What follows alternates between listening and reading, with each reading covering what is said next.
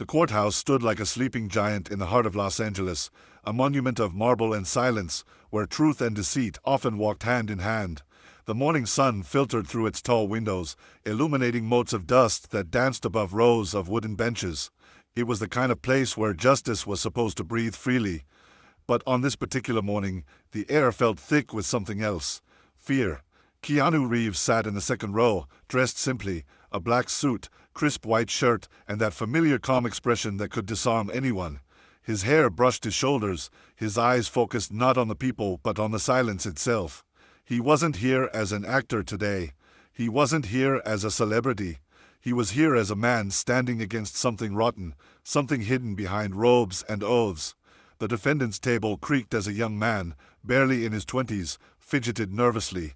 His name was Ethan Hale, a local mechanic who had once fixed Keanu's motorcycle for free after finding out who it belonged to. That small act of kindness had started everything.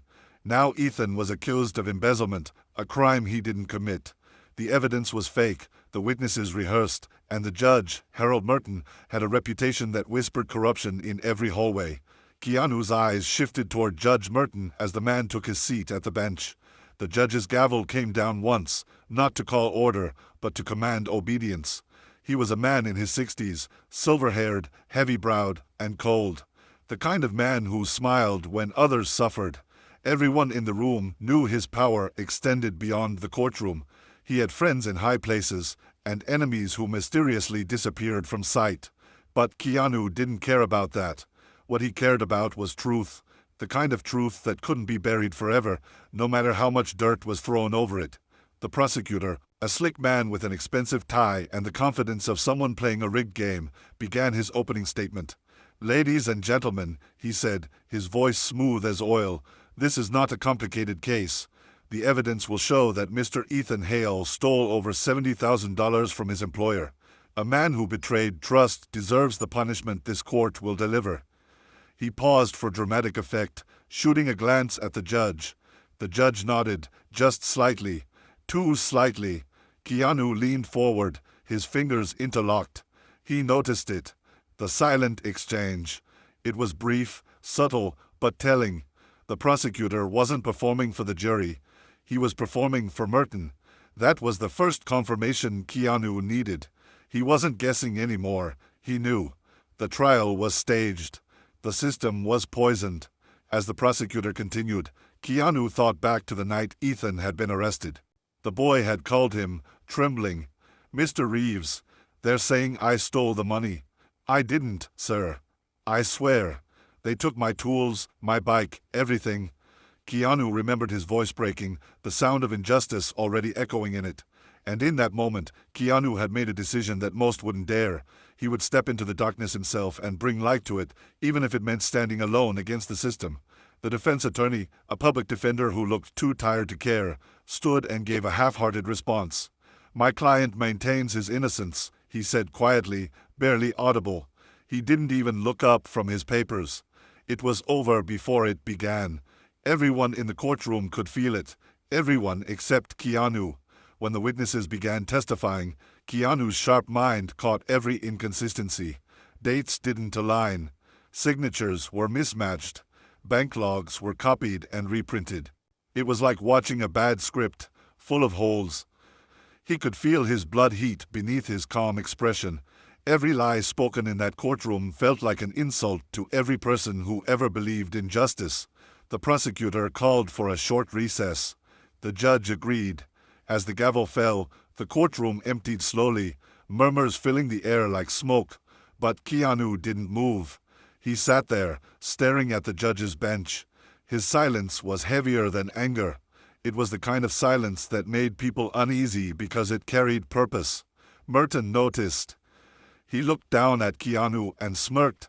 "Mr. Reeves," he said condescendingly, "I didn't know you were such a fan of civic duty." Keanu rose slowly, his voice calm but sharp as steel. "Just a fan of honesty, Your Honor." The judge chuckled. "Careful. That can be a dangerous hobby in this town." Keanu smiled faintly, but his eyes didn't. Maybe that's why it needs more people doing it. For a split second, the judge's expression cracked, only slightly. The mask of power slipped, revealing a flicker of unease. Keanu turned and walked out of the courtroom without another word, his footsteps echoing like a countdown. Outside, the sun had dimmed behind gathering clouds. Standing on the courthouse steps, Keanu looked up at the building's facade, the carvings of blindfolded justice holding her scales. He took a slow breath. "Not blind," he muttered under his breath. "Just pretending." The wind picked up, rustling through his hair as if the world itself had heard him. He reached into his coat pocket and pulled out a small USB drive. Inside it, evidence that could bring everything crashing down. He had already begun his quiet investigation weeks ago, using his influence not to intimidate, but to reveal. And now, the storm was coming. As Keanu walked toward his car, a black sedan pulled to the curb. Inside sat an old friend, a retired journalist named Laura Myers. She rolled down the window, eyes filled with urgency. "You sure you want to go through with this, Keanu? Merton's untouchable. People who go against him don't just lose cases, they disappear." Keanu paused, his hand on the car door. Maybe it's time someone made him visible again. Laura's eyes widened, not in fear, but in respect. She nodded slowly. "Then let's make some noise." Keanu slid into the passenger seat, the USB still in his hand. As they drove away from the courthouse, thunder rumbled across the horizon. The calm before the storm was over. Keanu Reeves was about to do what no one else dared, expose a man who thought justice was his to sell. And in that silent drive through the gray Los Angeles streets, there was one truth echoing louder than any gavel. Sometimes, the strongest voice in the room is silence. The rain came down in sheets that night, turning the streets into mirrors of blurred light. In a dimly lit apartment overlooking downtown Los Angeles, Keanu sat at a wooden table across from Laura Myers. Her laptop glowed between them, casting pale light over stacks of paper, printed emails, and handwritten notes that painted a dark picture, one of corruption, extortion, and fear. Laura's fingers danced over the keyboard, her expression a mixture of focus and disbelief. "I've seen dirty cases before," she said softly, "but this is something else. Merton's been selling verdicts. Bribes disguised as campaign donations, offshore accounts, falsified rulings, all buried under fake legal trusts." Keanu leaned back, his jaw tight, eyes fixed on the screen. "How many people?" Laura hesitated. "At least 20 confirmed. Maybe more. Some are serving time right now because of him." Silence filled the room again. The only sound was the rain tapping against the window, steady and cold. Keanu's expression didn't change, but his mind raced. 20 lives stolen by one man who wore the robe of justice. He thought of Ethan, the young mechanic who had trusted the system, who had trusted him. This wasn't just about one innocent man anymore. It was about everyone who had been crushed by a corrupt machine. Keanu stood up slowly, pacing the small apartment. "If we expose this," he said, "it won't just be Merton who falls. There'll be lawyers, politicians, maybe even federal names in those files." Laura nodded. "That's exactly why everyone stays quiet. The last journalist who tried to publish something like this, his car was found in the river." She looked up at him. "You don't scare easily, do you?" Keanu smiled faintly, but there was no humor in it. "Fear's useful. It tells you where the truth is hiding." She exhaled, leaning back in her chair. "You're really going to do this?" "I didn't come this far to turn back." His tone was low, resolute. "If justice won't stand up for people, someone else has to." Laura clicked through encrypted folders, opening a new set of files from the USB drive. "These came from your contact at the city clerk's office." Keanu nodded. He risked everything to get them out. He said if anything happened to him, I should finish what he started. The screen revealed digital bank statements showing transfers between Judge Merton's shell company and several local business owners, all with pending cases. Each file was like a nail in the coffin of corruption. The more they uncovered, the more monstrous the pattern became. Then Laura froze. "Wait, look at this." She zoomed in on one document, a series of private communications between Merton and a law firm. One of the partners had connections to the case Ethan was framed for. This firm, Holloway and Dent. They paid Merton directly. That's the same company that accused Ethan of embezzlement. Keanu stepped closer, his voice calm but firm. So the judge took money from a company that filed the charges. That's not a conflict of interest. He paused, his eyes narrowing. That's conspiracy. Laura's pulse quickened. We need to copy everything. But Keanu, this can't go to the press yet. If we release it without protection, they'll bury it, and us with it. Keanu nodded. Then we take it higher. Higher. To who? To someone who still believes the law means something. Laura gave a bitter laugh. And where exactly do you plan to find that person? Keanu turned to the window, watching lightning flash over the city skyline. There's one person I trust. Former federal investigator, Michael Torres. He left after Merton's last scandal got swept under the rug. If anyone can help us expose this without getting silenced, it's him. Laura stared at him. You think he'll risk coming back? He won't have to, Keanu replied. He just needs to tell me where to hit. For the next several hours, they worked in silence, backing up data, cross-checking sources, building a wall of truth brick by brick. Keanu's phone buzzed once, an unknown number, no message. He ignored it. Another buzz came, then another. He frowned. Laura looked up. Something wrong. He turned the phone around. A single text now appeared on the screen. Stop digging. For the first time, Laura's fingers froze over the keys. They know. Keanu didn't flinch. Let them. He reached for his coat, sliding the USB drive into an inside pocket. We move tonight. Before they move first. Laura quickly shut down her laptop, unplugged the hard drive, and grabbed her notes. Where are we going? Keanu opened the door, his voice calm, deliberate. To find Torres. He's off the grid, last known near Monterey. But if Merton's people are watching, we'll need to disappear for a while. They stepped out into the cold rain, disappearing into the shadows of the city. Behind them, in the empty apartment, the lights flickered once and went out. Somewhere across town, a black sedan started its engine. As they drove into the night, Laura glanced at Keanu, his face calm, eyes unwavering. You know this could destroy everything you've built, she said softly. He looked straight ahead, his voice steady. Then maybe it's time to rebuild something honest. The storm raged around them as the city faded in the rearview mirror. Ahead lay danger, truth, and the kind of justice that came with a cost. Keanu knew one thing for certain. The next time he stepped into that courtroom, silence wouldn't protect the guilty anymore. The fog hung thick over the California coast, curling through pine trees and wrapping the lonely road like smoke from an unseen fire. Keanu's car rolled quietly through the mist, headlights cutting narrow tunnels through the gray. Laura sat beside him, exhaustion in her eyes but determination in her posture. Neither of them had slept in nearly 20 hours. They couldn't. Not when every second counted.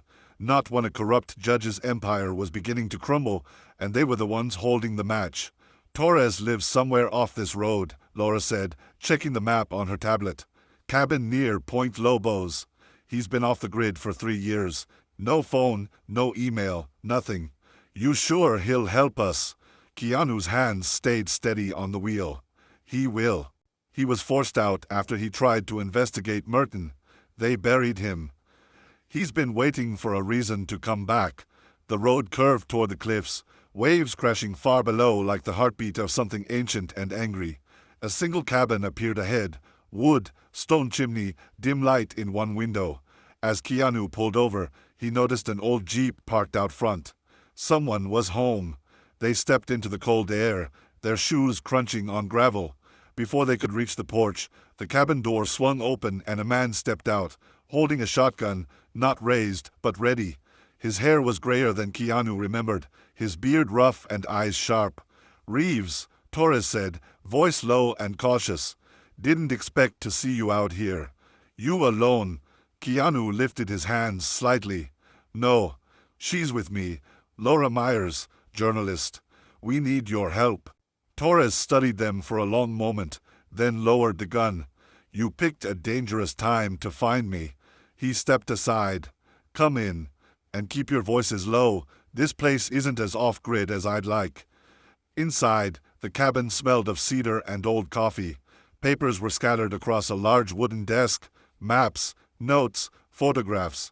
The walls were lined with shelves filled with binders and files, all labeled with dates and initials. Laura's eyes widened. "You've been keeping records." Torres gave a small nod. "Couldn't let it all die when they kicked me out. I've been waiting for someone with guts to finish it." He looked at Keanu. "I heard what you did in court. Merton must have loved that."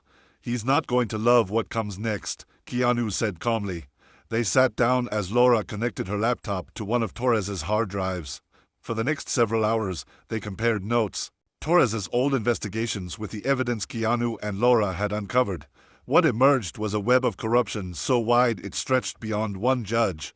Business owners, attorneys, law enforcement officials, all part of a system of mutual protection and silence. Torres tapped a photo pinned to the wall, a group of men at a fundraiser, smiling for the camera. There, Merton, 2 city council members, and the CEO of Holloway and Dent. That photo was taken a week before Ethan Hale's arrest. Laura frowned. "So they planned it together." Torres nodded. "Merton guaranteed convictions in exchange for donations. The firm paid him to make sure certain cases went their way. It's been happening for years." Keanu leaned forward, eyes dark with resolve. "Then we have to take it to the feds." Torres shook his head. "Won't work.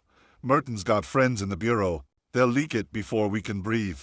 We need undeniable public proof, something they can't hide or twist." Laura rubbed her temples. "Like a live confession." Torres gave her a look. "You'd never get it.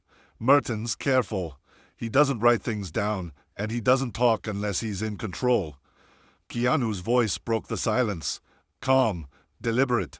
"Then we put him in a situation where he thinks he's in control." Both Laura and Torres looked at him.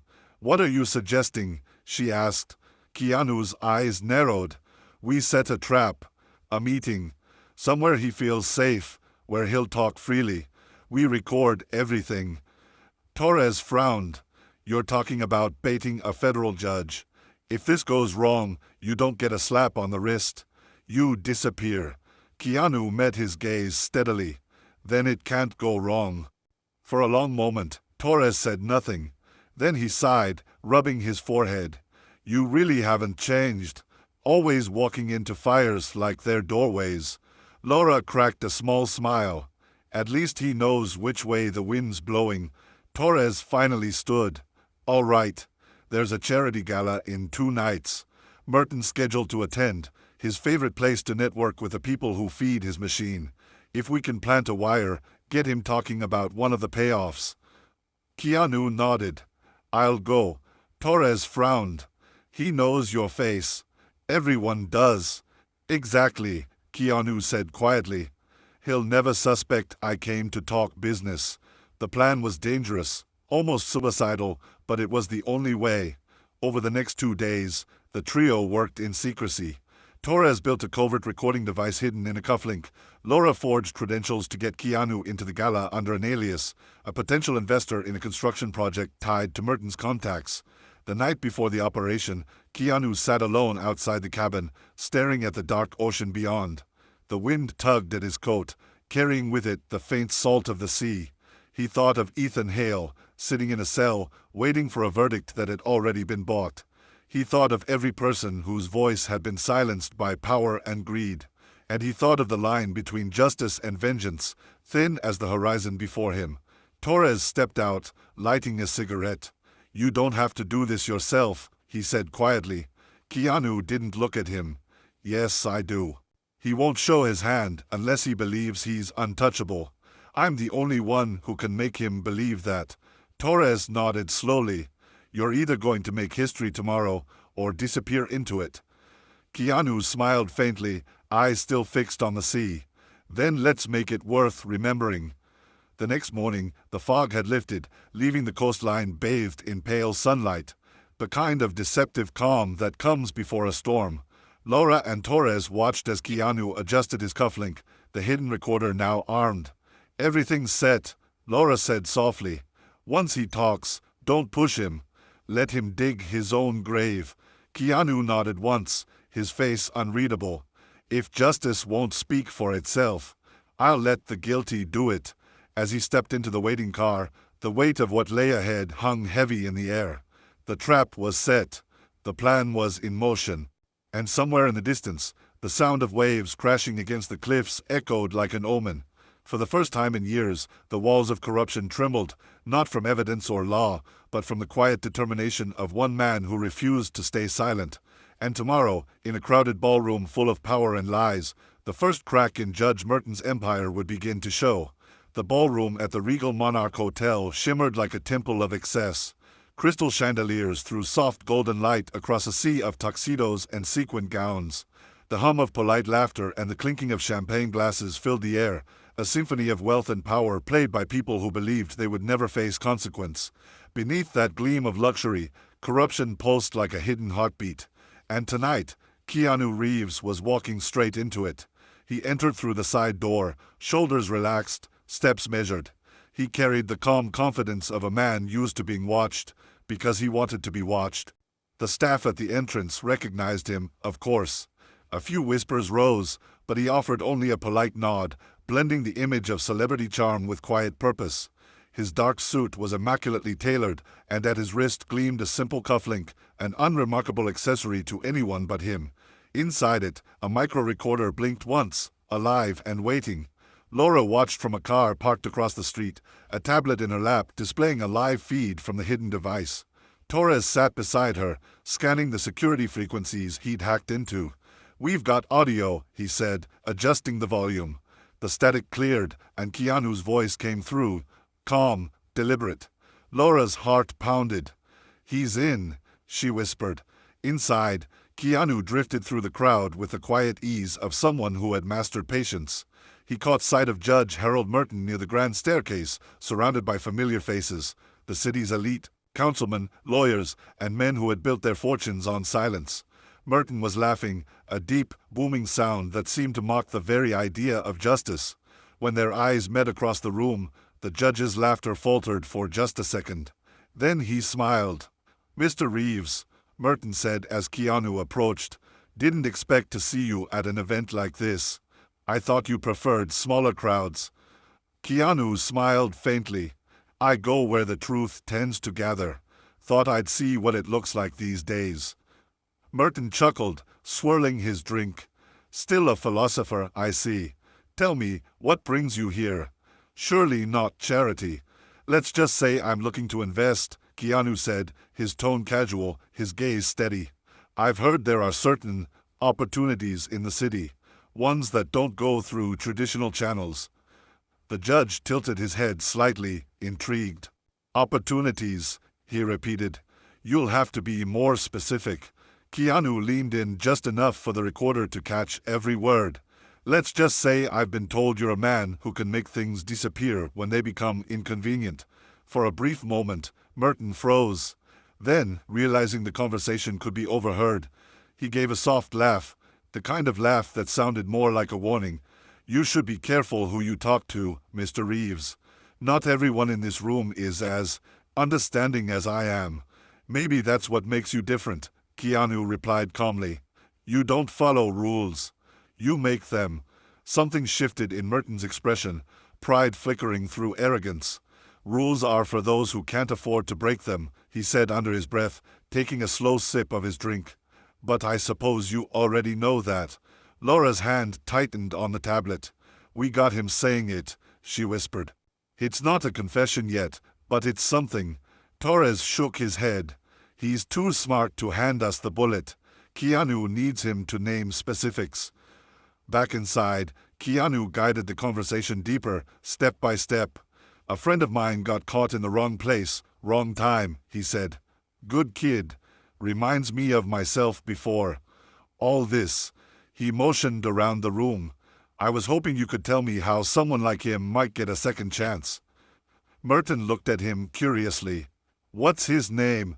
"Ethan Hale." The judge's glass paused midair. His eyes narrowed, just slightly. "I see. That case isn't your concern, Mr. Reeves. The boy made mistakes." Keanu's smile was thin, deliberate. We all do. But I heard his mistakes were profitable for someone else. Merton's composure slipped. His tone hardened. You're treading on dangerous ground. Keanu's voice lowered, smooth as steel. You mean the kind where justice gets bought and sold like a dinner ticket? The judge's nostrils flared, and for a heartbeat, the mask dropped. His words came out sharp. You think you can walk in here, spout accusations, and what? Make me confess. You have no idea who you're talking to. Keanu stepped closer, their faces inches apart, his tone calm and unshaken. I know exactly who I'm talking to, a man who's forgotten that the truth doesn't need permission to be spoken. Merton's eyes darted around, realizing eyes were on them. He forced a smile, raising his voice. Ladies and gentlemen, he said loudly, turning toward the crowd, Mr. Reeves here is pitching me a film idea about corruption. Quite dramatic. Laughter rippled through the room. Keanu smiled faintly, nodding. You could say it's inspired by real events. His tone carried just enough weight that the laughter faltered again. As the judge tried to recover the room, Keanu pressed the advantage. He set his drink down and said quietly, You know, Harold, it's funny how money leaves traces, especially when it moves offshore. The Holloway accounts, for example. Merton froze. What did you just say? Keanu's voice didn't waver. I said, those transfers from Holloway and Dent, they've been noticed. The judge's jaw clenched, color draining from his face. You're making a mistake, Reeves. Walk away. Keanu smiled, his tone even softer now, almost gentle. Can't. Too many people already paid for your silence. For a moment, time seemed to stop. Then Merton leaned closer, his words barely audible but caught perfectly by the recorder. You have no idea the kind of power you're playing with. Men who can erase you, your friends, your legacy. All of it. I've done more for the city in one bribe than you've done in your entire career. Laura's breath caught. Torres's eyes widened. That's it, he said. He just confessed. Before Keanu could respond, 2 security men approached. Merton waved them off, pretending nothing was wrong. Enjoy the party, Mr. Reeves, he said coldly.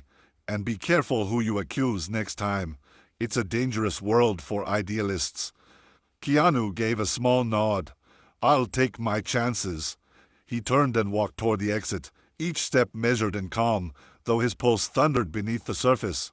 As he reached the doorway, he looked back once, the judge standing in the golden light, smiling like a man unaware the floor beneath him had already started to crack.